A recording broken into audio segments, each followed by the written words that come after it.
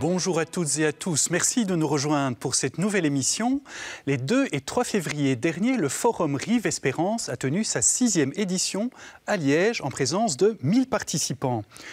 Rive Espérance, qu'est-ce que c'est? Eh bien, c'est un forum citoyen initié par des chrétiens en 2011 et qui propose, une fois tous les 2 ans, eh bien, d'aborder les grands défis de notre monde en mutation.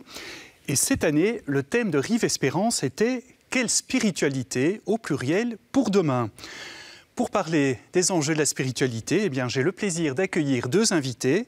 Charles Delay, bonjour. Bonjour Christophe. Bienvenue dans cette émission. Je rappelle, si besoin est, que vous êtes jésuite, prêtre en paroisse, entre autres, et donc aussi l'un des co-organisateurs de Rive Espérance. Avec nous également Christelle Duviossard, bonjour. Bonjour Christophe. Bienvenue à vous. Alors vous aussi, vous êtes membre de l'équipe de Rive Espérance depuis pas très longtemps, je pense, mais vous êtes également l'une des chevilles ouvrières de l'association Connaissance et Vie d'aujourd'hui à Bruxelles, qui organise aussi chaque année des conférences pluridisciplinaires sur les grands enjeux de notre époque. Alors pour commencer, je vous propose de nous plonger dans l'ambiance de Rive Espérance et de découvrir comment la rencontre du mois dernier a abordé le thème de la spiritualité. Regardez, c'est un reportage de Corinne Owen et Jean-Louis Gios.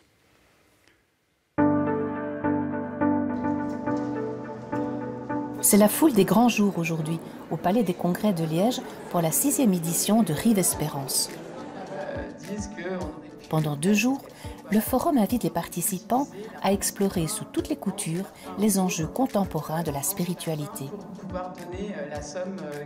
Qu'ils soient musulmans, chrétiens ou agnostiques, les nombreux invités apportent un éclairage à partir de leur propre chemin. C'est un dialogue qui est devenu urgent et nécessaire pour donner des clés vers un renouveau spirituel. Toi, tu es française, tu es en France, et c'est en 2006, et il me dit, on est parti pour 20 ans de débat sur la question du foulard. C'est un grand rendez-vous. Nous sommes 1000, aux environs de 1000, à être là pour nous ressourcer. Et alors le thème aujourd'hui et hier, c'est la spiritualité. La spiritualité, en quoi est-ce que la spiritualité invite à être quelqu'un d'équilibré et d'engagé dans ce monde? Nouveau métier. Et pour vous, le point fort de Rive Espérance, qu'est-ce que c'est? Eh ben, les conférences de ce matin, c'est très fort. C'est des personnes qui manifestement ont plus réfléchi que moi. Et c'était intéressant de les entendre et de les répondre à des questions que pour finir on a tous. Et moi spécialement sur le climat, comment on fait la position de la femme dans tout notre bouleversement. Et qui peut faire quoi et comment. Et que pour finir, c'est pas tellement une question de faire, mais surtout d'être. Alors peut-être plus facile et plus difficile en même temps. Si une grande partie du forum était consacrée aux tables rondes, de nombreux ateliers participatifs étaient aussi organisés.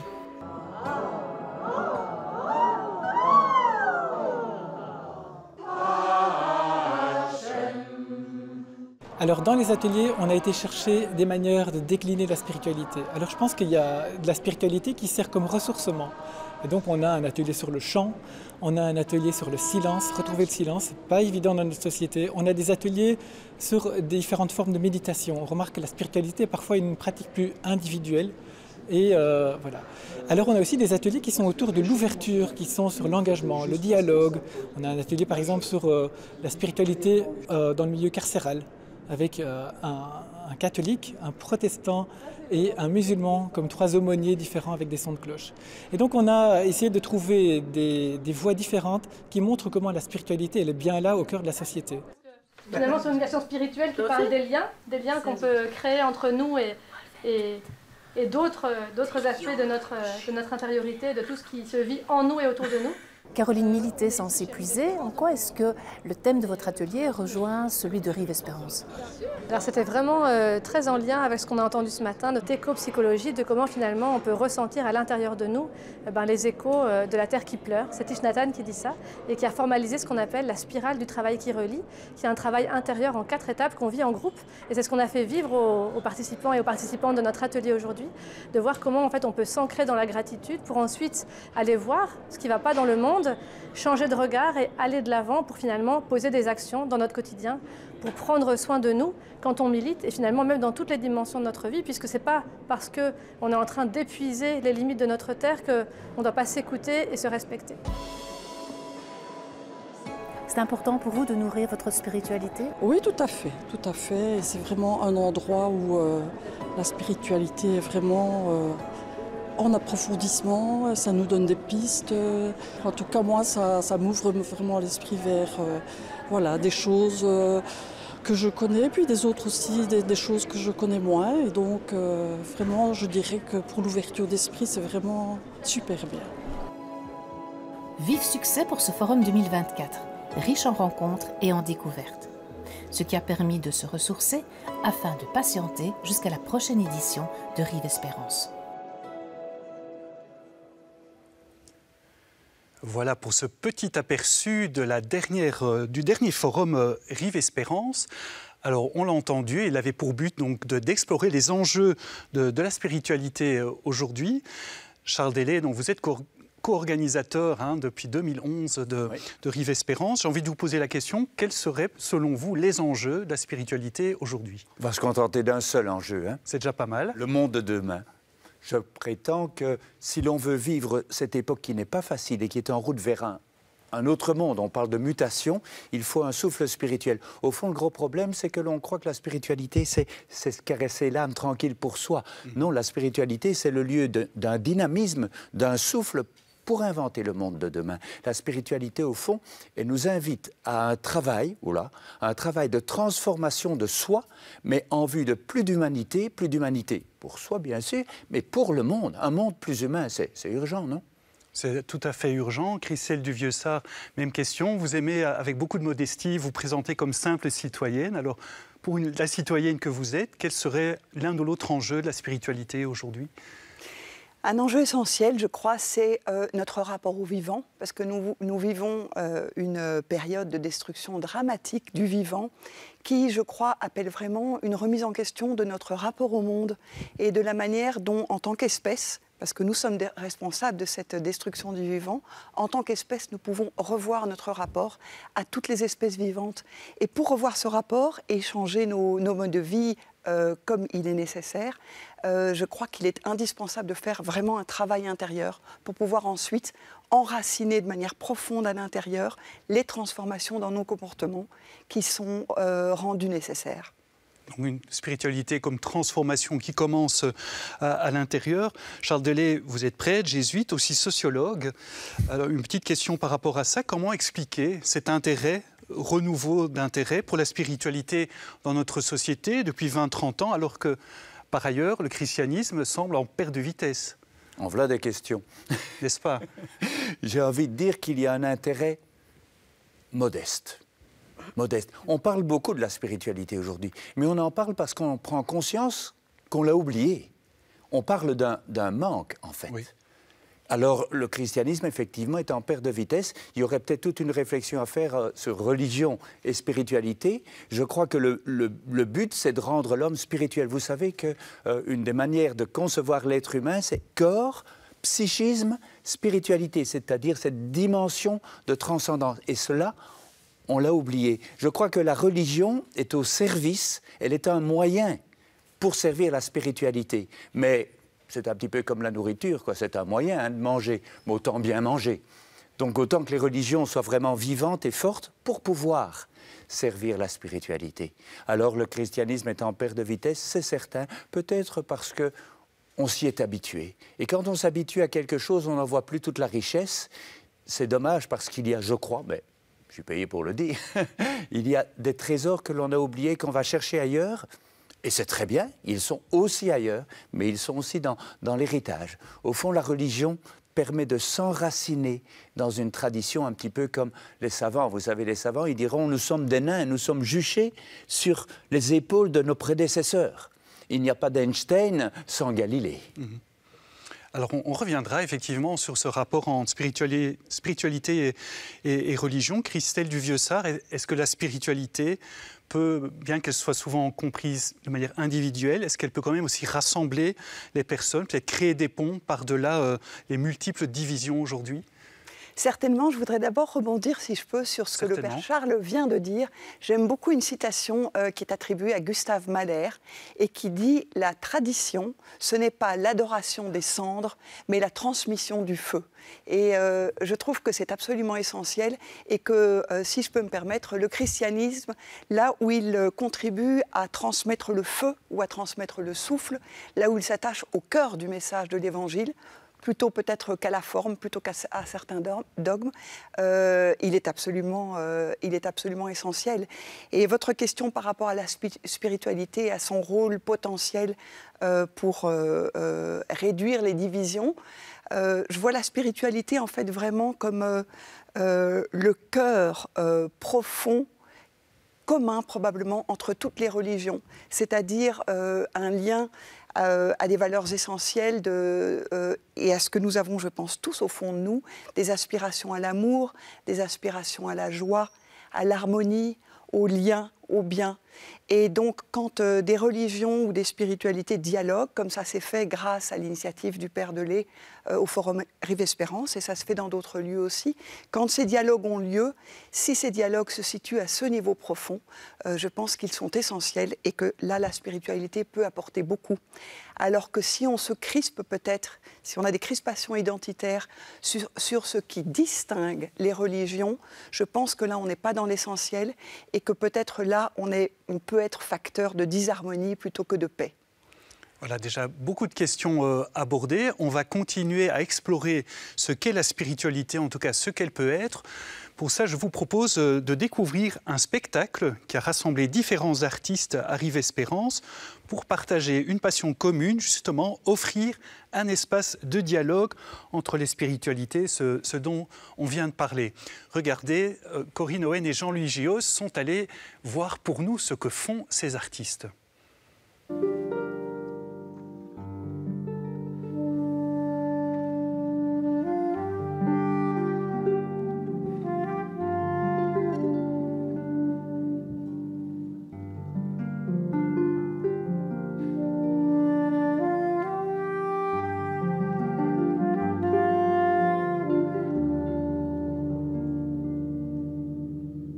Qu'est-ce que vous cherchez à transmettre au public ce soir ?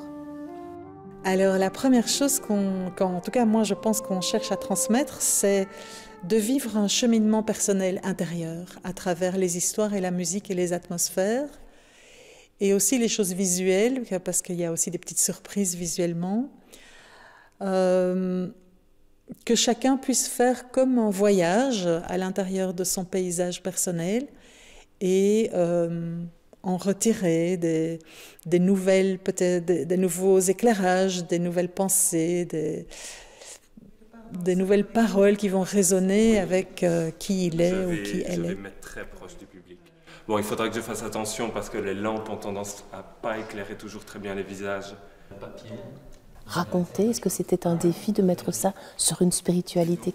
Les mots, ils viennent tout seuls, un peu par nécessité. J'ai besoin de mettre des mots. La difficulté n'est pas que les mots viennent, la difficulté c'est de les choisir. Lesquels choisit-on alors ? Ceux qui viennent du cœur. Mais en fait, c'est pas si facile de discerner ceux qui viennent du cœur. J'avais vraiment envie de m'exprimer d'une façon qui soit sincère. Je pense que c'est un de mes mots-clés, c'est d'essayer d'être sincère. Le prisonnier répond d'une voix effrayée.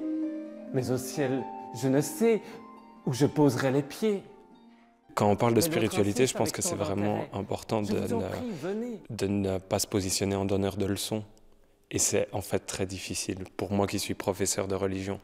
Et je pense que les contes, on ne leur rend pas gloire en faisant des véhicules de leçons. Par où était-il passé? Il ne reconnaît rien, toutes ces portes se ressemblent. Là, Un escalier?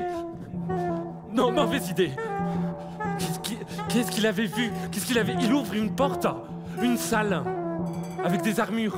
Il est passé par là. Il y avait la salle avec les tableaux. Et alors...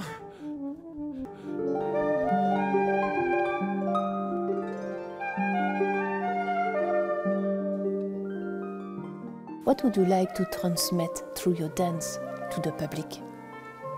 We are, as a dervish, I require blessing from God and share it with the public.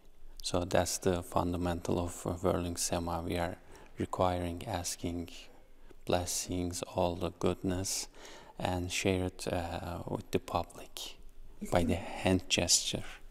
Is it important for you to mix with other spirituality and to meet them? Yeah, it's impeccable. I feel so connected with the other artists as well. And the show itself is really a nice experience for me. I feel so blessing. What is spirituality for you? It is just self-meditation, self-serenity, to get connect and feel everything else around myself. Damien, comment arrivez-vous à suivre avec votre saxophone l'histoire de ce spectacle? Je me laisse imprégner par les mots, ça provoque des émotions en moi et alors je traduis ça en son. Voilà, c'est comme parler une langue. Enfin, c'est parler une langue. La musique est une langue, voilà. Pas littérale, mais voilà, c'est une pure énergie que j'interprète et que je modèle en fonction de ce que je ressens. Il prend des livres de son immense pile de livres blancs et les noircit d'encre, page après page. Et la pile de livres noircis par l'encre s'élève déjà presque au niveau de la table. La spiritualité, c'est important dans la vie? Alors pour moi, c'est très très important. Mais la spiritualité, je la dégage très fort de la religion. Donc, les religions sont des systèmes qui ont été établis pour pouvoir vivre une forme de spiritualité dans un lieu social. Mais en réalité, la spiritualité, c'est quelque chose d'individuel et chacun peut la déployer et l'expérimenter à sa façon. En tout cas, moi, j'y tiens très fort à cette liberté dans la spiritualité. Et puis, on voit aussi que de plus en plus, anthropologiquement, on comprend que l'être humain a ce besoin, le besoin de donner du sens, le besoin de ressentir des choses qui ne sont pas directement visibles et de pouvoir en parler, de pouvoir les raconter, et aussi le besoin de ritualiser des moments clés dans la vie, et tout ça forme en fait une forme de spiritualité active, naturelle en fait, qui n'est pas liée spécifiquement à des religions.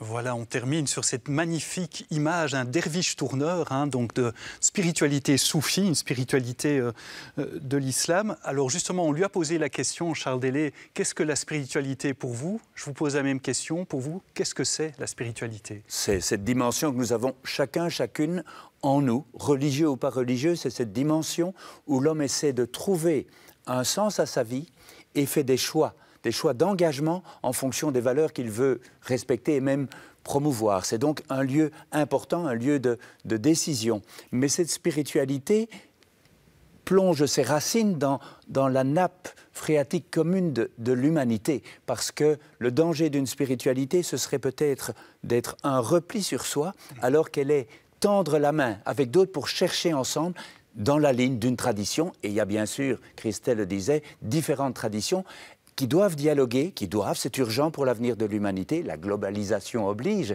qui doivent dialoguer, et c'est justement par le pôle spirituel qu'elles peuvent dialoguer. Le danger des religions, mais je peux y revenir, le danger des religions serait, elles l'ont fait parfois, de diviser. La spiritualité, si on y consacre du temps, elle unit.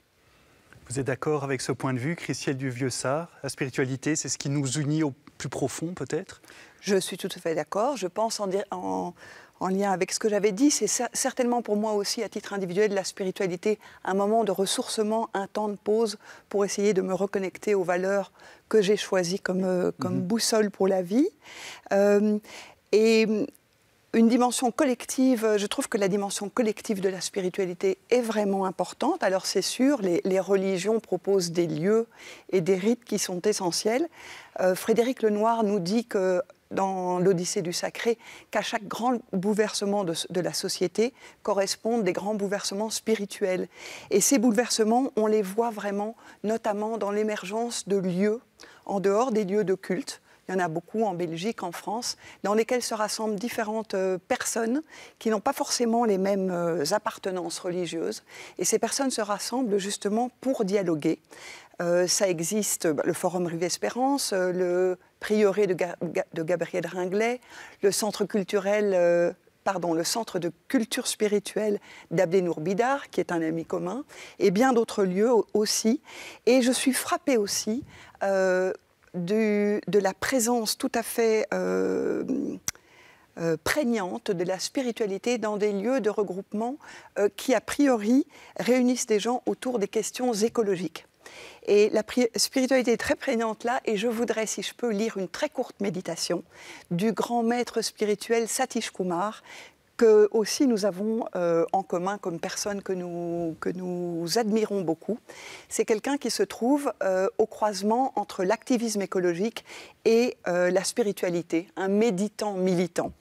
Et il a cette méditation qui est tout à fait universelle et qui pour moi reflète des points essentiels de la spiritualité. Le cosmos est notre pays, la planète Terre est notre maison commune, la nature est notre nationalité, l'amour, notre religion. Tous les êtres vivants sont alimentés par le même souffle de vie. Nous sommes donc tous reliés. Nous partageons une origine commune. L'unité et la diversité dansent ensemble. Je trouve qu'il résume vraiment très bien ce que la spiritualité a pour vocation profonde et les religions quand elles restent attachées au feu qu'elles ont à transmettre. Très belle citation, effectivement, Charles Delay. Mais j'avais envie de revenir sur la question qui nous occupe. On a parfois l'habitude, trop souvent, de dire « où ». Moi, je préfère réfléchir en termes de tension. Alors, si je prends la spiritualité, c'est la dimension intérieure. Mais elle est en tension avec la dimension institutionnelle. Alors, le danger de la dimension institutionnelle, c'est l'identitarisme, voilà le mot. C'est le repli sur soi, c'est la sécurité. Le danger du pôle intérieur, ce serait chacun hors piste, chacun à sa façon. Moi, je vais jusqu'à dire qu'effectivement, la spiritualité sauve la religion. S'il n'y a pas de spiritualité dans une religion, c'est nul, soyons clairs. Mais je suis de ceux qui croient que la religion est une chance pour la spiritualité parce que ça nous enracine dans une histoire et ça nous permet de rejoindre les autres dans une même quête avec des points communs qui ne sont pas exclusifs des autres mais qui nous enrichissent. Alors par rapport à cela, donc la religion doit normalement nous aider à la spiritualité. Quelle serait la spiritualité spécifiquement chrétienne pour en revenir à cette religion qu'est le christianisme? Oh, c'est d'oser oser nommer Dieu, l'indicible. Oser nommer Dieu parce que Dieu est indicible, inconnaissable. Il y a une très belle prière que les prêtres disent parfois. Dieu, au-delà de tout créé, nous ne pouvions que t'appeler l'inconnaissable. Béni sois-tu pour Jésus. Être chrétien, c'est croire que ce mystère de Dieu est tellement en lien avec le mystère de l'homme que c'est un homme, Jésus de Nazareth, en qui nous pouvons voir le mystère de Dieu. C'est assez fort. Et il nous a appris à nommer Dieu. Pourquoi? Non pas pour le circonscrire, mais parce que la religion, c'est une question de relation. Je suis en relation avec Dieu. Je peux dire en toute modestie, non, il n'y a pas de modestie là-dedans, que je ne serais pas qui je suis si je n'avais pas rencontré Dieu, si je n'avais pas tissé un lien avec lui. Et c'est Jésus qui m'a permis de tisser ce lien plus fort et qui m'a dit, n'hésite pas, je parle à ma façon, n'hésite pas à appeler ce Dieu Père, même si il est évident qu'il nous aime aussi comme une mère. N'hésite pas à l'appeler parce que quand on aime quelqu'un, je ne circonscris pas son mystère, mais je lui adresse quand même un nom, je l'appelle par son prénom, par exemple. Eh bien, à Dieu, je peux dire Père, et la conséquence de lui dire Père, c'est que je suis obligé obligés de vivre en frères et sœurs avec les autres. La fraternité et la sororité, c'est la conséquence directe de cette relation que j'ai avec Dieu Père. Christelle de Vieux-Sart, dans la spiritualité, on fait une expérience, effectivement. Certains parlent d'expérience d'univers, du cosmos. Effectivement, on peut donner plusieurs noms à cet indicible. Pour vous, qu'est-ce qui serait, même si justement il est difficile peut-être d'en parler? C'est très difficile par définition pour moi de parler de l'indicible. C'est logique. Mais des expériences effectivement d'être fondu dans un grand tout. Ce sont les mots qui me viennent, d'être relié, c'est extrêmement puissant. Et par rapport aux religions, l'existence de communautés humaines, c'est quelque chose de très fort. Et j'ai grandi dans une famille catholique. J'ai été très, très nourrie pendant toute ma jeunesse, jusqu'au début de ma vie adulte, par une vie en paroisse dans laquelle j'étais activement engagée. Donc ça, c'est certainement très puissant. Ressentir une connexion avec l'invisible en communauté, c'est certainement très puissant. Merci beaucoup. Eh bien, on arrive tout doucement déjà au terme de l'émission. Je vous laisserai le mot de la fin. Père Charles, peut-être justement, mais voilà, est-ce que Dieu, c'est cet indicible pour vous? Oui, c'est cet indicible dont je fais dans la prière notamment l'expérience et que j'essaie de traduire dans mes mots, mais des mots qui soient ouverts, qui permettent à tout le monde de s'y rencontrer. Et je me demande parfois si on n'est pas de plus en plus nombreux, qu'on n'a pas toujours été nombreux à faire cette expérience de Dieu, mais que nos mots différents nous divisent alors qu'on devrait dire mais quelle chance d'avoir tant de mots pour dire une même expérience, une expérience qui nous ouvre un horizon d'espérance. Eh bien, Charles Delay, Christelle du Vieux-Sart, merci beaucoup pour vos témoignages respectifs sur ce qu'est la spiritualité. On le rappelle en lien à ce forum Rive Espérance qui s'est tenu le mois dernier. Merci à vous aussi d'avoir été avec nous. Si vous souhaitez revoir cette émission, eh bien, rendez-vous sur la plateforme Ovio ou sur le site catobel.be. Merci de votre fidélité. À très bientôt. Merci Christophe. Merci à vous. Merci. C'est Christelle. Merci Christophe. Merci.